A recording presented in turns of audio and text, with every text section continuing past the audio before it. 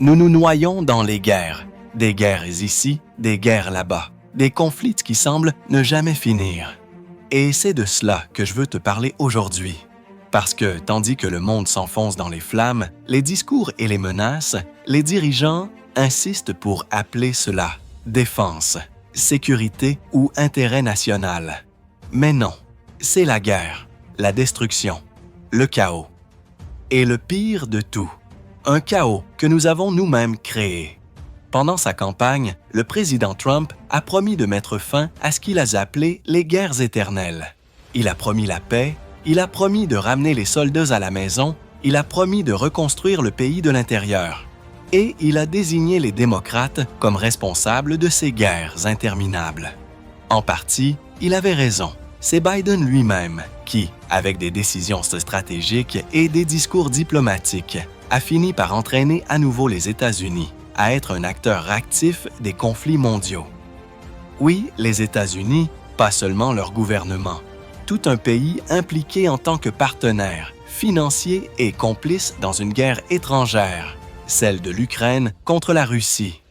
Mais l'ironie, c'est que Trump, à peine 6 mois après son arrivée au pouvoir, n'a pas mis fin à ces guerres. Il les a multipliées, il les a intensifiées, il les a rendues plus visibles, plus crues, plus dangereuses. La guerre en Ukraine continue sans signe de trêve. Le conflit entre Israël et la Palestine continue de faire saigner le Moyen-Orient. Et pendant ce temps, le monde observe comment Israël, une nation petite, soutenue par de l'argent et des armes étrangères, principalement des États-Unis, impose sa puissance militaire sur une population palestinienne épuisée et presque sans défense. Un peuple qui vit sous le poids du blocus, des bombardements et du désespoir. Et maintenant, ce même Israël a ouvert un autre front de bataille. Une guerre ouverte contre l'Iran, un pays de plus de 90 millions d'habitants. C'est un acte de provocation qui a secoué le monde entier. Réfléchissons-y un instant. Un petit pays de moins de 10 millions de citoyens non arabes, affrontant une puissance régionale de 90 millions de personnes. Quel est l'objectif réel? Quelle est la logique derrière cette décision? Pendant ce temps, le président Trump, depuis son bureau, exige, et je cite, la reddition inconditionnelle de l'une des parties. Il n'est pas difficile de deviner laquelle, mais il y a quelque chose qui n'est pas dit assez clairement. Les États-Unis ne sont pas légalement en guerre avec l'Iran. Il n'y a pas de déclaration officielle, pas de débat au Congrès, pas de soutien du peuple américain. Et pourtant, Washington se comporte comme si la guerre était déjà la sienne. Et comme si cela ne suffisait pas, le Pakistan, une nation dotée d'armes nucléaires, a laissé entendre qu'il pourrait intervenir aux côtés de l'Iran si Israël ne met pas fin à son offensive. Cela ressemble à un cauchemar, mais c'est la réalité. Un réseau d'alliances, de menaces et de provocations qui pourrait déclencher un incendie mondial.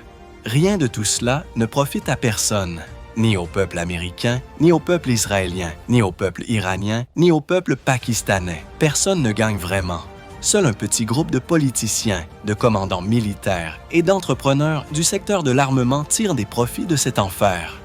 Pour eux, la guerre est rentable. Pour le reste du monde, la guerre est souffrance, faim, déplacement et mort.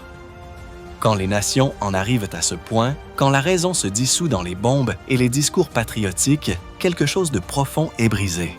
Car les personnes sensées ne choisissent pas la destruction comme voie. Les sociétés rationnelles ne s'entretuent pas pour des ressources, du pouvoir ou de la fierté. Il y a assez de pétrole dans le monde. Il y a des ressources en abondance.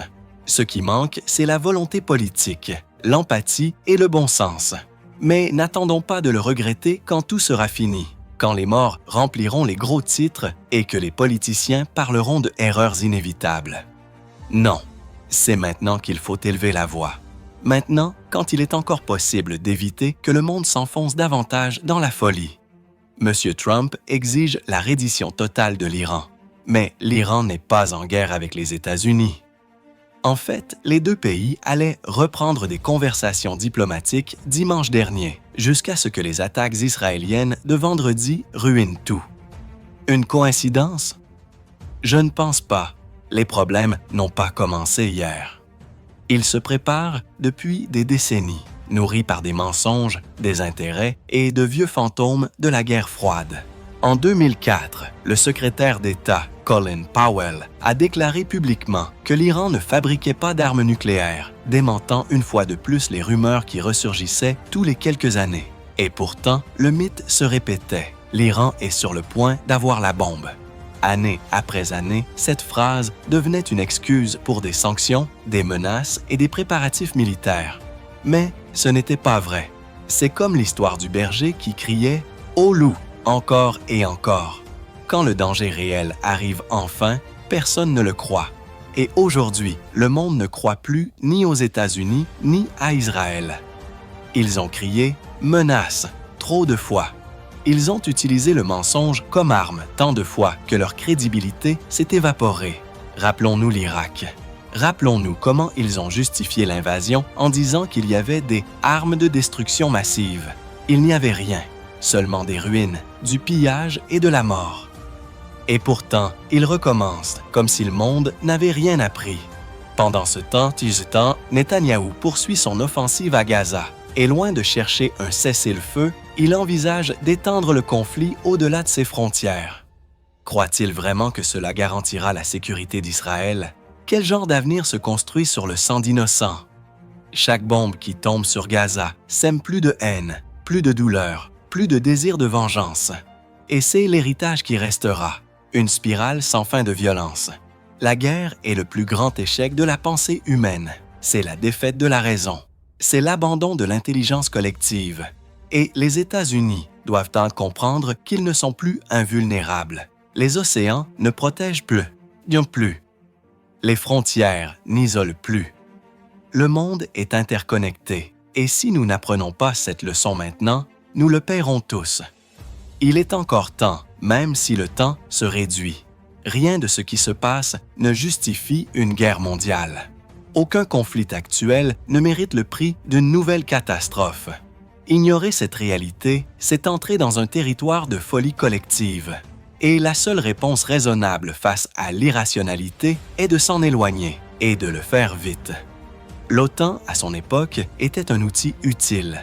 Elle est née à la fin de la Seconde Guerre mondiale, quand l'Europe était en ruine et que la peur du communisme grandissait. Son objectif était double: contenir les mouvements socialistes qui émergeaient d'en bas, des mouvements qui avaient été protagonistes dans la résistance contre le nazisme, et construire un ennemi extérieur, l'Union soviétique. C'était une stratégie. Si vous parveniez à convaincre l'Europe que le communisme n'était pas un idéal interne, mais une menace étrangère, vous pouviez le réprimer chez vous et renforcer les gouvernements de droite. Ainsi, l'anticommunisme est devenu la base du nouvel ordre occidental. Les États-Unis, seule puissance sortie de la guerre plus riche qu'avant, se sont chargés de financer et de diriger ce projet. L'Europe, dévastée, n'avait pas le choix. Washington promettait la protection, mais ce qu'il offrait réellement, c'était la dépendance. Et sous la promesse de défendre la liberté, le complexe militaro-industriel le plus grand de l'histoire s'est développé. Normalement, après une guerre mondiale, les pays démobilisent leurs armées. Les États-Unis ont fait le contraire. Ils ont maintenu leur appareil militaire et l'ont multiplié. Le résultat fut une puissance économique colossale et une hégémonie politique presque absolue. Mais ce monde n'existe plus. La Russie n'est plus l'Union soviétique. La gauche européenne a été démantelée. Et le communisme, ce fantôme qu'ils craignaient tant, a cessé d'être une menace. Alors, à quoi sert l'OTAN aujourd'hui? Quel est son véritable objectif, au-delà de maintenir en vie une structure qui alimente l'industrie de la guerre? L'Europe est fragmentée.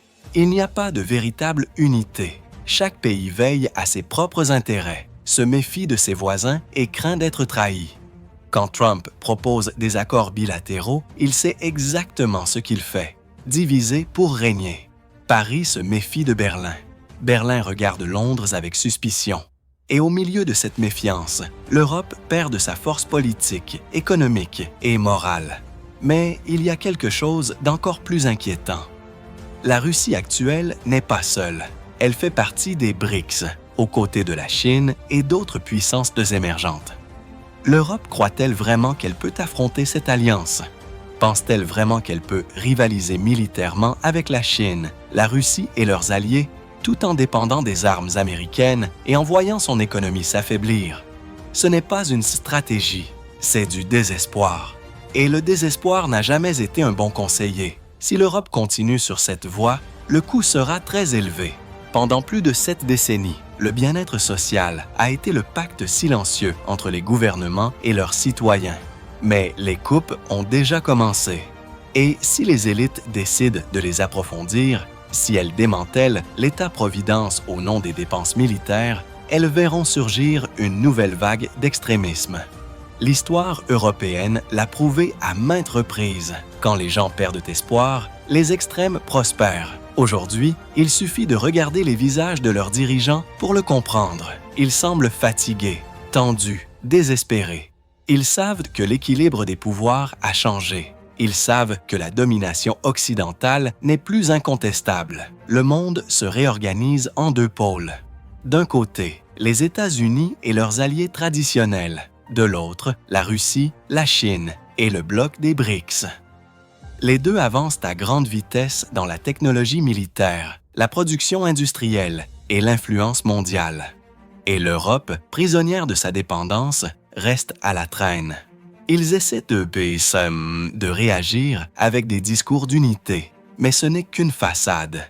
Il ne s'y a pas de vision, pas de plan, seulement des tentatives désespérées de conserver le contrôle un peu plus longtemps. C'est pourquoi nous appelons cela un « Hail Mary Pass », une dernière tentative, lancée en l'air dans l'espoir que quelque chose ou quelqu'un les sauve. Et pendant ce temps, le président américain annonce des mesures qui ne font qu'aggraver la crise.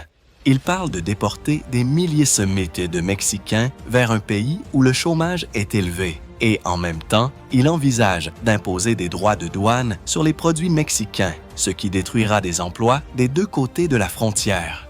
Une politique qui punit les travailleurs, les familles, les plus vulnérables. Ainsi se répète le cycle. Des décisions irrationnelles, justifiées par des mots grandiloquents.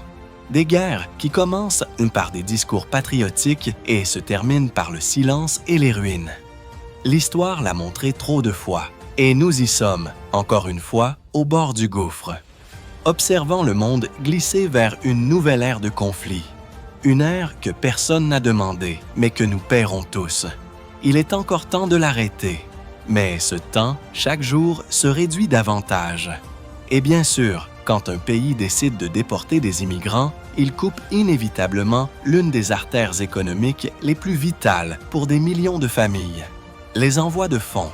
Cet argent que les travailleurs mexicains, dont beaucoup sans papier, gagnent aux États-Unis et envoient chaque mois à leurs enfants, leurs parents ou leurs aînés.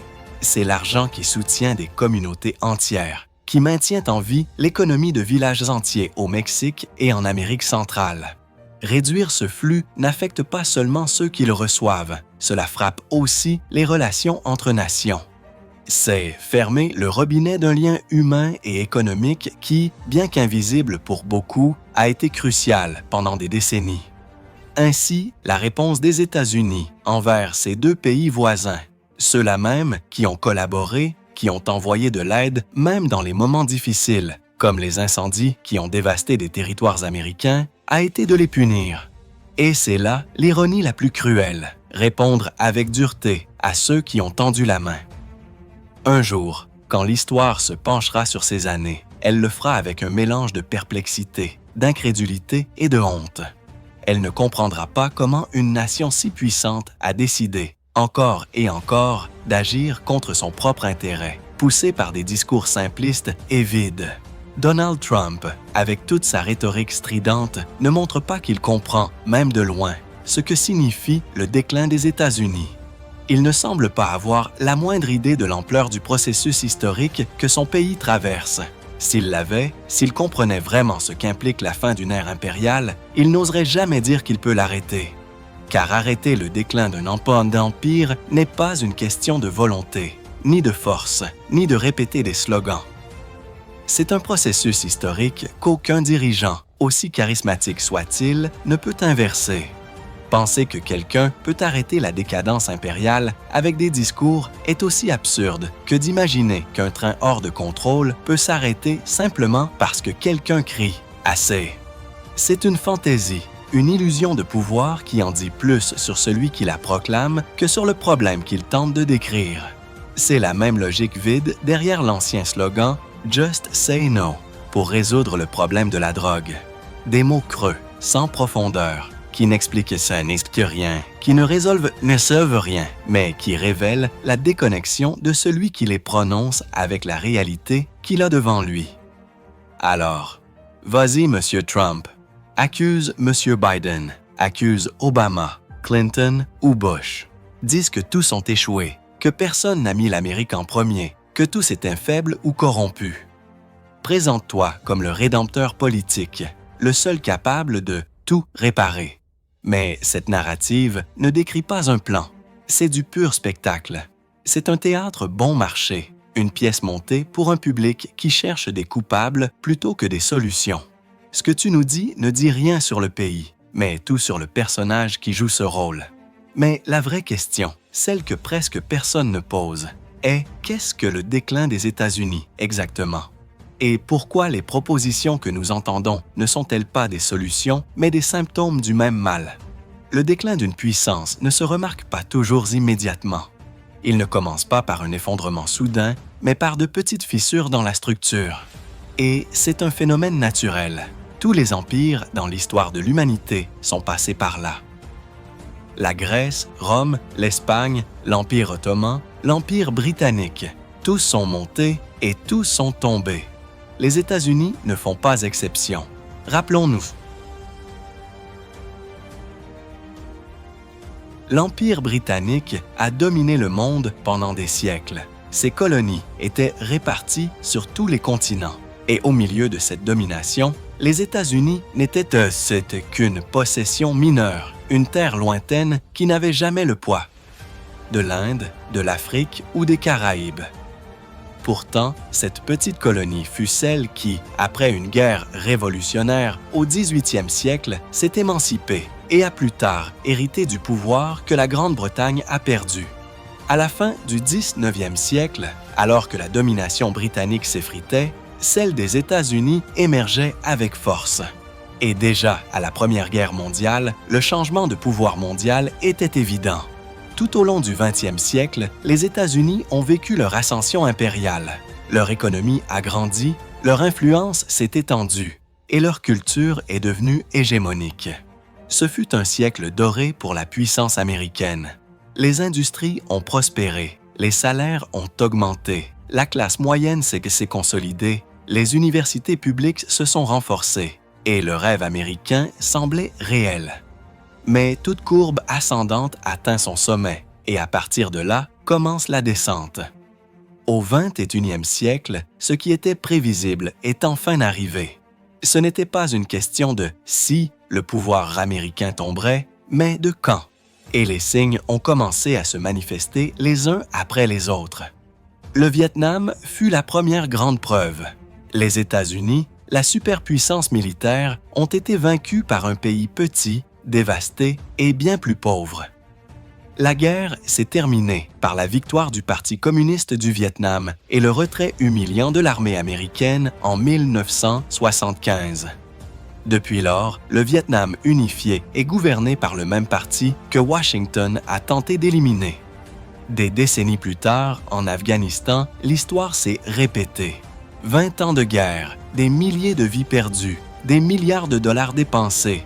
Et le résultat fut le même. Les talibans, ceux qu'on avait promis d'éradiquer, sont aujourd'hui ceux qui gouvernent ce pays. En Irak, un autre échec. Saddam Hussein est tombé, oui, mais ce qui a suivi fut le chaos. Des milices, des divisions religieuses, des gouvernements fragiles. L'intervention n'a pas apporté la démocratie, elle a apporté le désordre. Et aujourd'hui, en Ukraine, une autre guerre met à nouveau en évidence les fissures du pouvoir américain. Ce ne sont pas des événements isolés, ce sont des chapitres d'un même processus historique, l'usure de l'Empire.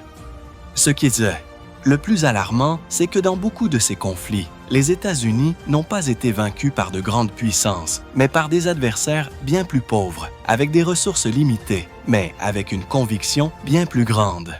Si la nation la plus riche, la plus armée, la plus puissante de la planète ne peut s'imposer face à eux, quelque chose de profond échoue.